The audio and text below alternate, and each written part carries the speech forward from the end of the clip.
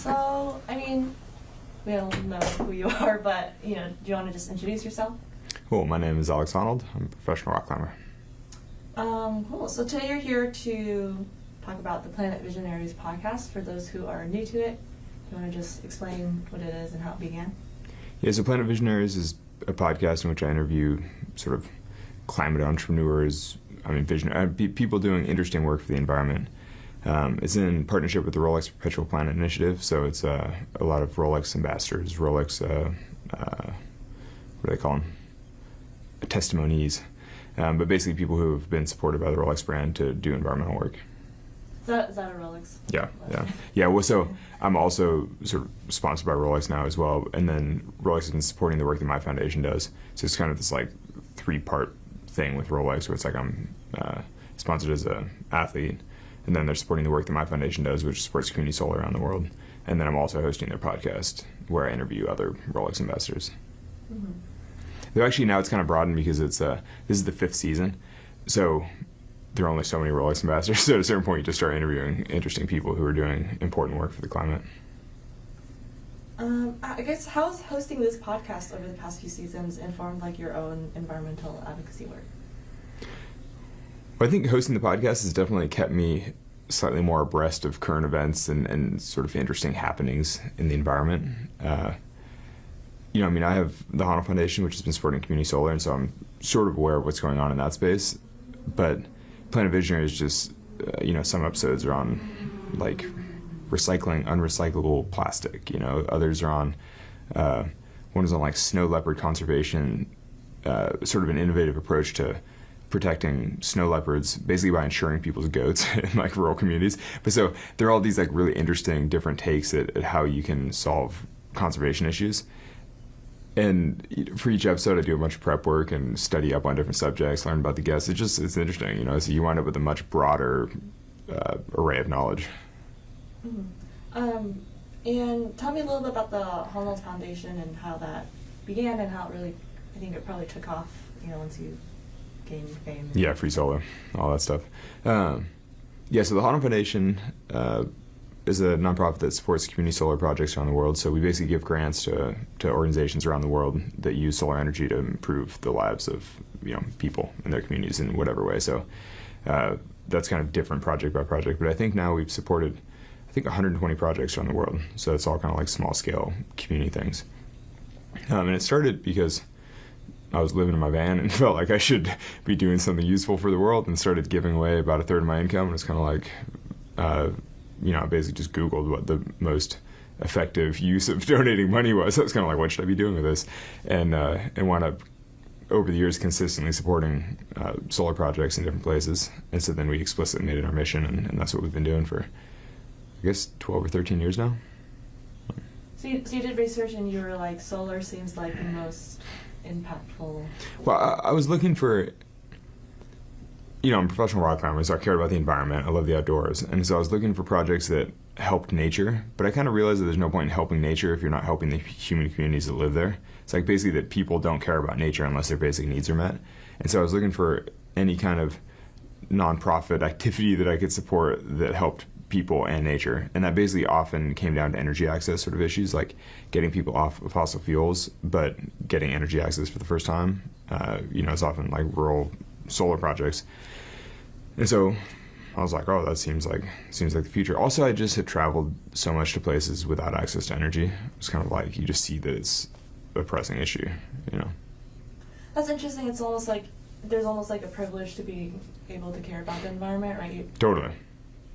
Yeah, I think, it's very much a privilege to be able to care about the environment. And that's part of the thing. As a climber, I'd gone on expeditions to a lot of places where I'd seen the type of poverty that I'd only read about in books. And I'm almost like not even poverty, just people so completely removed from the market economy system. They're just, it's like subsistence living, like as humans would have for the last many thousands of years. And you're sort of like, yeah, obviously these people don't care about protecting nature. Like they'll cut down the last tree in the whole region if it means they can boil water for their family. So you're kind of like, obviously you need to meet people's basic needs first before you can try to protect a place environmentally. What kind of places did you travel to during your climbing expeditions that where you saw this I mean, one formative expedition for me was the trip to Chad, which is Central Africa and still one of the poorest countries in the world.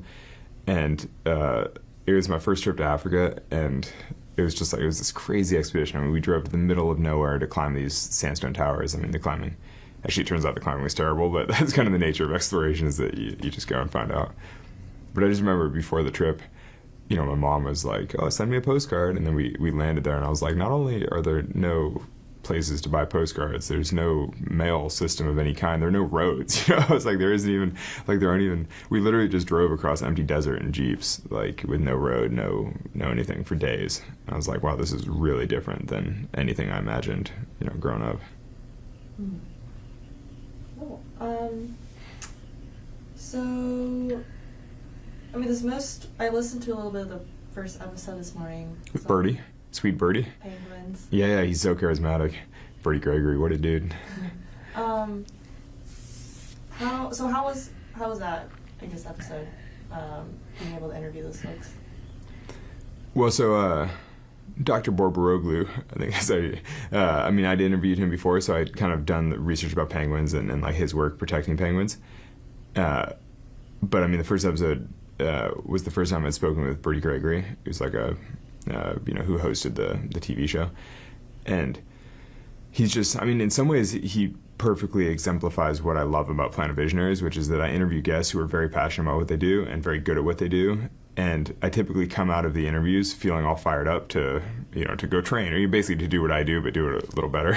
Because I see some of the guests and I'm like, wow, they're so good and they're so, passionate about what they do, and they're trying their absolute hardest to do something useful for the world, to protect the environment, to protect wild places. Like, whatever the case may be, episode by episode is always different, but the guests are always so passionate about it that I come out of the interviews feeling all fired up, like, oh, I should do something. And it's fun to come out of interviews and look forward to seeing my wife or friends or something, so I can tell them about, like, I just met this crazy person, let me tell you about what they were doing, it's so incredible. So anyway, I mean, that's why, on like a personal level, why I enjoy hosting Planet Visionaries, because each guest is so inspiring. I know, I feel like I'm gonna leave and be like, I just interviewed Alex Honnold. Yeah. There you go. You're like, he was so fired up.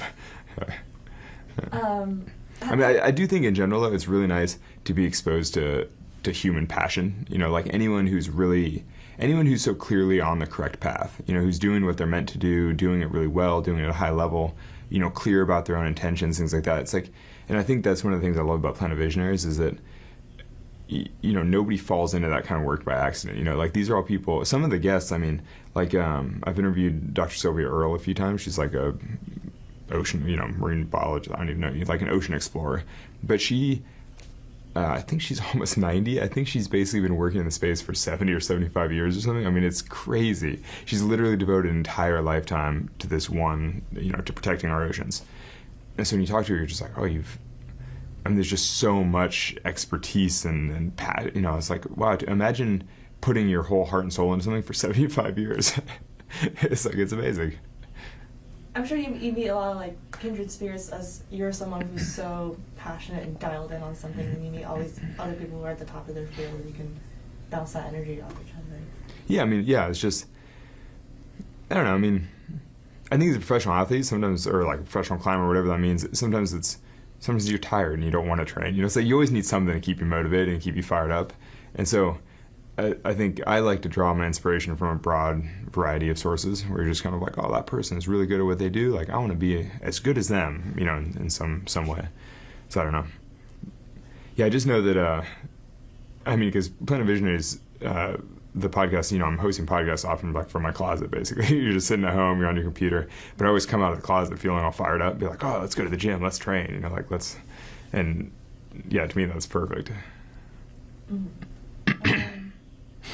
So, what I found interesting is, you're a dirtbag climber for many years, and now you're like, also you're basically doing my job. You're interviewing people. You're on the Climbing Gold podcast. You're doing media appearances, and you're a nonprofit guy now. How has that transition been like, where you're not, climbing isn't your only thing anymore? I'm sure you still love it, but you're like, there's so much stuff now. I guess how's that transition been, turning kind of like becoming like a media figure? Yeah, I think it's been fine. I mean, the thing with climbing is that you have to take rest days anyway. So it's like, what are you going to do on your rest days? I used to just read books and watch movies and just chill. It's like now I host podcasts and chat with people and travel for work and do various things. It's slightly busier in a way, but it's kind of more fulfilling in a way as well. And the reality is that, I turned 40 this summer, and I think I can still basically climb about as well as ever, but I certainly won't be able to for another 10 or 15 years. Like at some point I'm going to decline, and I'm kind of like, I'll be ready to take more rest days. Like it'll be fine. Like I've been going so hard for so long, and I just wouldn't, I wouldn't want to just live in a van and only rock climb for my entire life. Even though I do love doing it. I just came from the van. I just spent 4 days like in Yosemite doing the thing, and I was like, I love this. But I wouldn't want to do that full time. I have a family, I have a home. It's like life goes on. You gotta adapt and change and learn. I know I just asked you, but what did you just get on in Yosemite? What was it? Yeah, so I just had a little baby trip to Yosemite. I had a little scrambling day when I got there, which was pretty fun, and then I did a new route. Not a new route, but like repeated it, something that I haven't done before on Middle Cathedral called Daddy Issues, which is actually classic because my partner is also a new dad. So the two of us have 3-year-olds at home, and we went and did this 20-pitch 13C thing, which is really cool. Went wall style, so we like camped on the wall, it was really scenic. It's right across from El Cap, so you get to see all the lights on El Cap at night, and it's prime season right now, and there's so many lights, it was insane. But and then yesterday, for my last day, I did a little scrambling, did a little bouldering, and then I left. But I'm going back for the real season after this. This is that was my pre-trip to sort of like get my valley legs under me. Yeah, it's definitely a zoo right now. I find some friends on it. Every time they send me pictures, there's just like so many people. On El Cap right now? Yeah. What are they doing? Some friends who are trying the nose. Oh, cool. But like right now?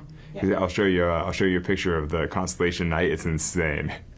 It's like there are literally lights on the whole. Like I'd never seen that many lights. There's so many parties on the wall. It was cool. We were watching it all day. Wow. In terms of environmental advocacy, I've seen you also kind of wade into politics a little bit. Last year you advocated for the Explore Act. You did some work with the local Nevada rep. What inspired you to start doing that? And I have to ask about the current administration and kind of federal lands being potentially threatened. What are your thoughts on that? Yeah, I think, a lot to unpack. Basically, you can't be a professional climber without caring about public lands, caring about, protecting nature more broadly. In the U.S., that basically means protecting public lands. It's very concerning what the current administration is doing in terms of opening public lands for mineral exploration, oil development, things like that. You're kind of like, I don't know. It's like, it's an interesting balance because obviously the U.S. needs certain minerals. It needs needs all those kinds of things. And you're kind of like, yeah, it's appropriate to use our lands to some extent, but it's like, it's all in. The thing about public lands in the U.S. is that they've been protected for hundreds of years. They're basically open nature, and once you sort of spoil them, you can't undo it. And so you should be very intentional about what it's kind of like selling off your inheritance or something. And you're kind of like, yeah, in the right cases, maybe you should sell or, use some of your inheritance, but you should be very strategic about it because once you do it, it can't be undone. And so, I don't know. You just hate to see anybody doing something rash, like developing public lands in a way that you're kind of like, well, that's going to be done forever, and then you will never have that nature back. And that kind of open wild land in the U.S., I think, is one of the best things about the U.S. It's like when you travel in the rest of the world, you're just kind of like, oh, they didn't quite kill it the same way. Yeah, I feel like when I talk to climbers from Europe, everything's developed there. It's not, you can't. Yeah, Europe is insane. Europe, there's no nature. There's no open wild spaces. You can never really get lost. There's always roads. There's always signs of human presence. It's just 100% developed. And in contrast, the Western U.S. is just so open. And you're kind of like, oh, I'd be ashamed to see that despoiled unintentionally.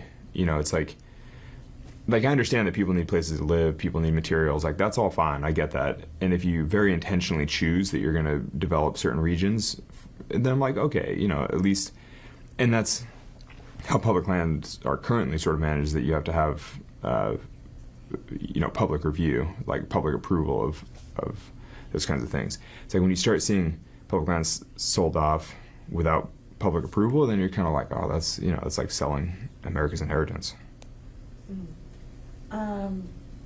Do you feel like you'll get into maybe more political advocacy work? I guess how do you feel about that? Well, I think, you know, I've personally always been interested in whatever has the biggest impact. Like, you know, what can I do to help? What matters? And as an individual, you know, voting or being politically involved is one of the biggest things that individuals can do. So obviously, I'm always going to do my best to support politicians that protect public lands, protect nature, you know, protect the environment.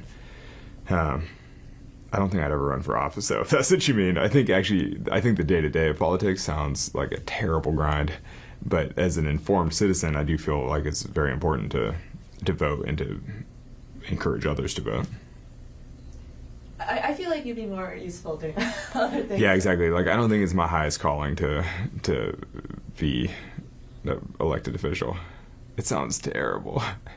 But you never know. It's like, maybe if you're older and, you know, it's like, I don't know.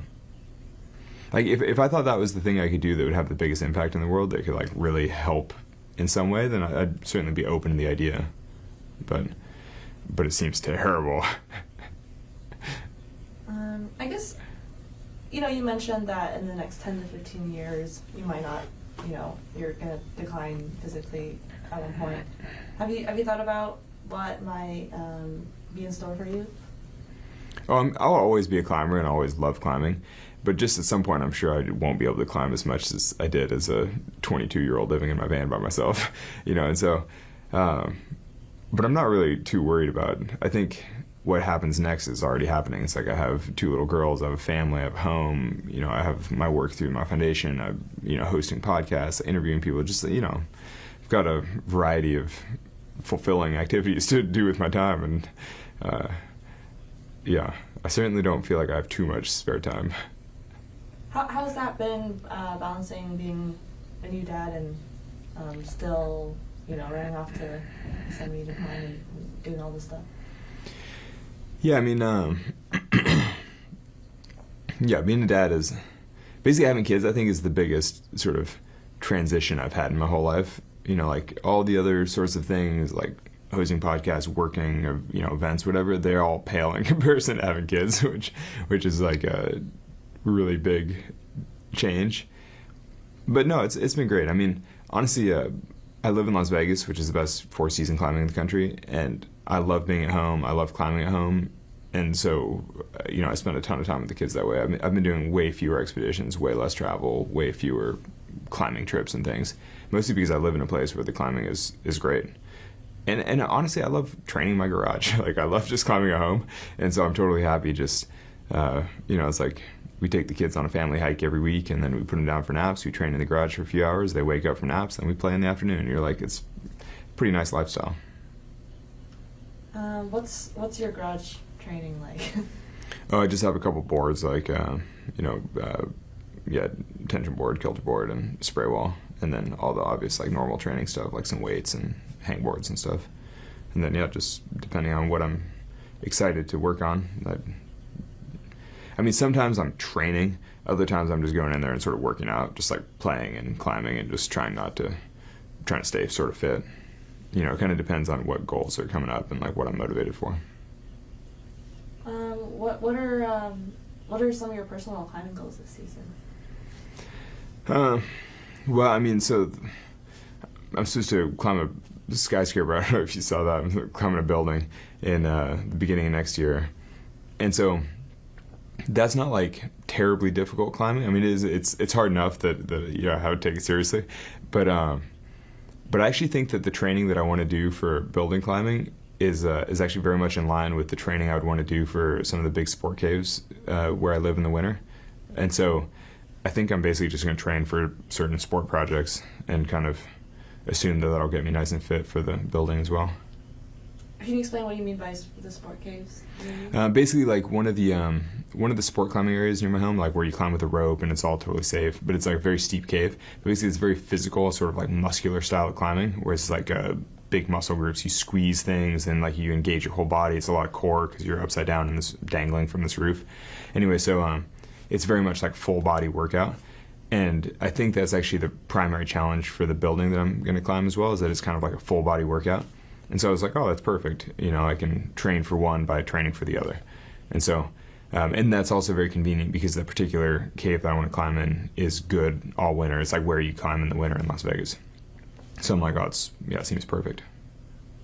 How are you choosing these climbing goals these days? What made you look at the Taipei 101 and think that you want to climb it? Well, I'd scouted that building more than 10 years ago for a different project that fell apart. And so it's been kind of sitting on the back burner for a very long time. It's like, oh, something that I know I could do that would be really, really fun, but it's just hard to get permission and it's hard to get the opportunity.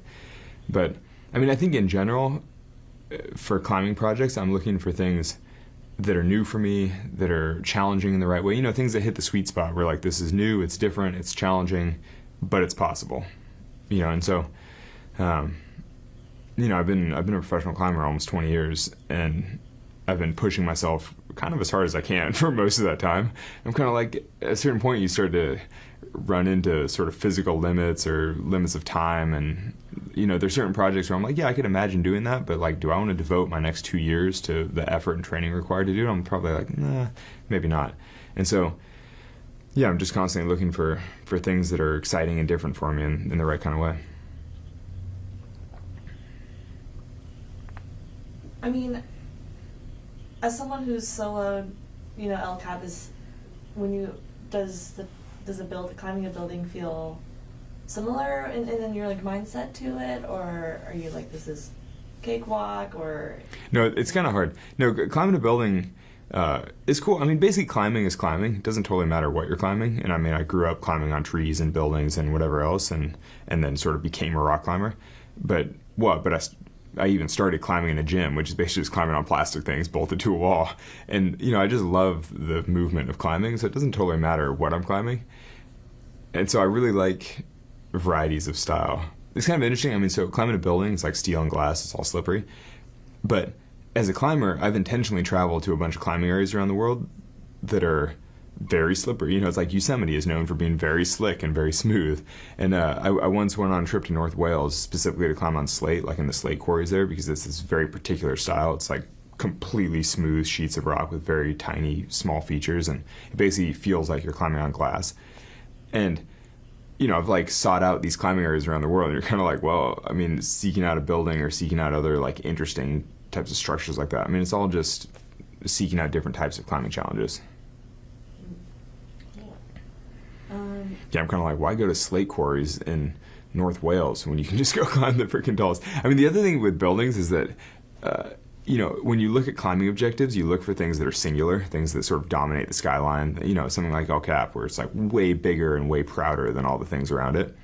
And so if you look at a building like Taipei 101, you're just like, dude, it's so big. It's so much bigger than everything around it. The view is insane. It's incredible. And so it's exactly what you look for in an objective, where it's like a singular feature that calls out, like, you should climb this. Cool. I know, it feels like very like one of those crazy Red Bull stunts where they... Totally. Except I don't think it'll be that extreme. I think, you know, I mean, yeah, we'll see. I think it's the perfect sweet spot where it's like hard enough to be engaging for me and obviously an interesting climb, but it's not, you know, well, I don't think it's that hard. We'll see. I mean, that's also the nature of doing something for the first time, though, is that you can practice a little bit and you can imagine what it'll feel like, but until you actually do it, you don't totally know. So, I mean, that's kind of the excitement of it. You're not on sighting, or are you practicing? Or? Yeah, I've done some rehearsal and I've like checked out the building in the past, and yeah, so it's not on sighting. Okay, that makes me feel a little better. Yeah. Don't stress. You can watch it. It'll be fun.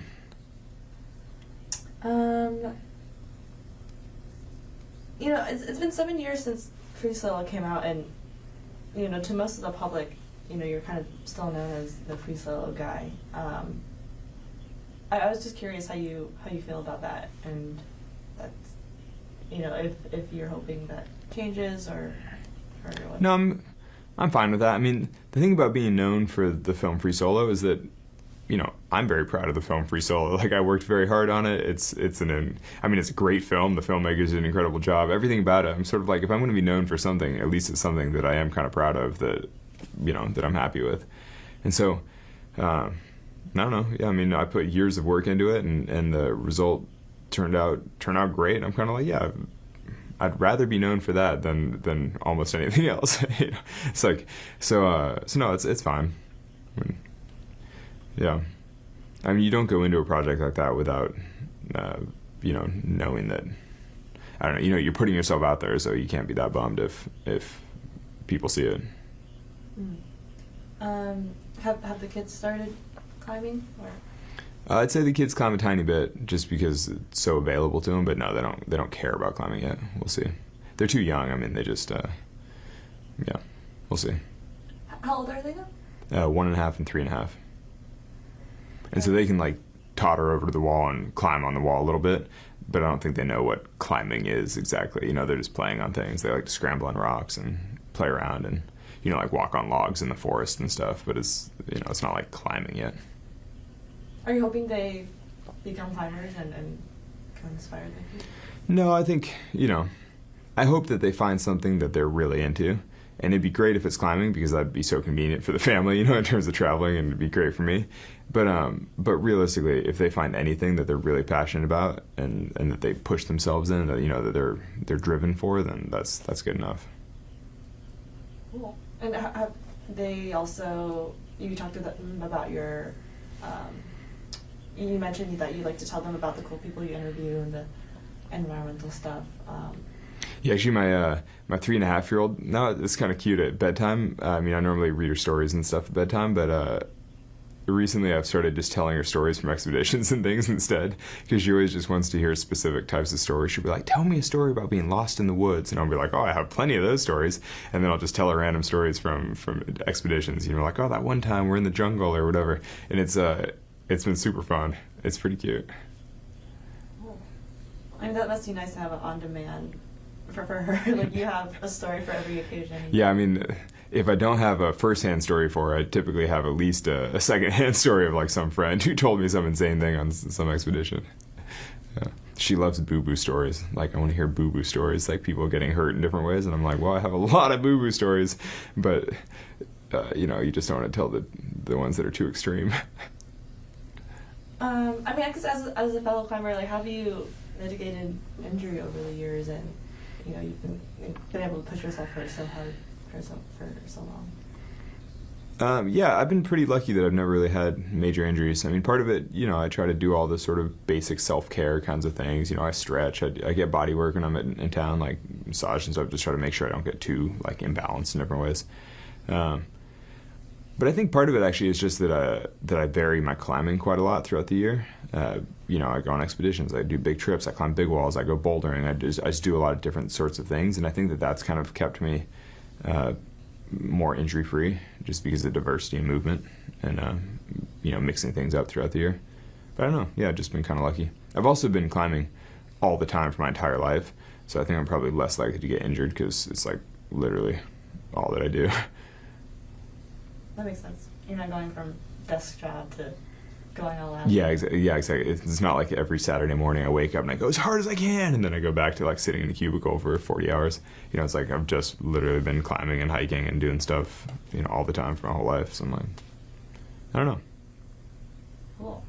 I just I sprained my ankle just tripping down the stairs. Oh, It's funny because I just climbed in Indian Creek for 3 days, totally fine. I come back, I fell down the stairs, and my ankle's Classic. But that's the kind of injury that you're like, nah, it'll get better, it's fine. You just be gentle with it for a while, and, you know what I mean, unless it's, like, really bad. But I don't know, like, lots of little injuries like that, like, just kind of like, oh, you just climb through them and just do the thing and be gentle. Do you feel like your, you know, discipline and focus on climbing, how's that, like, helped you in the other areas of your life as you kind of expand your work and stuff? I do think that I think that by being a professional climber and focusing my whole life on projecting things, like trying things that are too hard for me, it has taught me a lot about taking on big projects and kind of how reasonable it is to take on big projects, like things that seem too daunting or things that seem too hard, too big, that if you just start and you just start chipping away at them and doing the thing, that eventually, you can kind of do it. I don't know. I do think that that's a good lesson from climbing that has helped me, is that, it's like if you want to do a thing, you just go and do the thing. It's like you don't worry about how big it is or how hard it is. You just start working on it and, it'll sort itself out. Was there a particular objective that you took on, a non-climbing objective, where you felt like it was daunting and big at first and you just wanted to delay it? I think the work we've done through the Honnold Foundation is a perfect example for me, because when I started the Honnold Foundation, it was very small scale. It was very rudimentary. I mean, it was just, I did it through a donor advised fund. It was basically just me donating some money to a couple groups.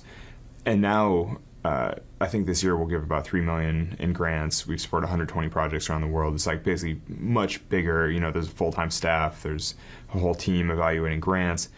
It's just so much more pro than it used to be. And yet, when I started it, I never could have guessed what it would become.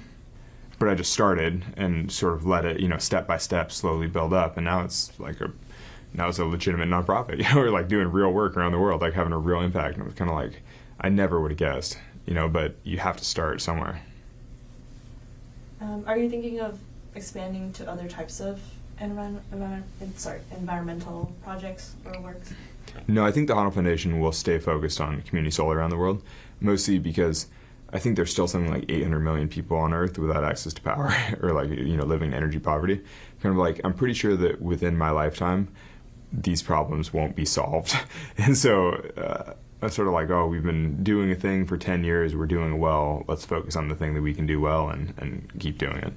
There are plenty of other people working on other types of nonprofits. There's plenty of other work to be done in the world, but I think this is what I'm personally passionate about, and it's very useful, and so we should just focus on that. Cool.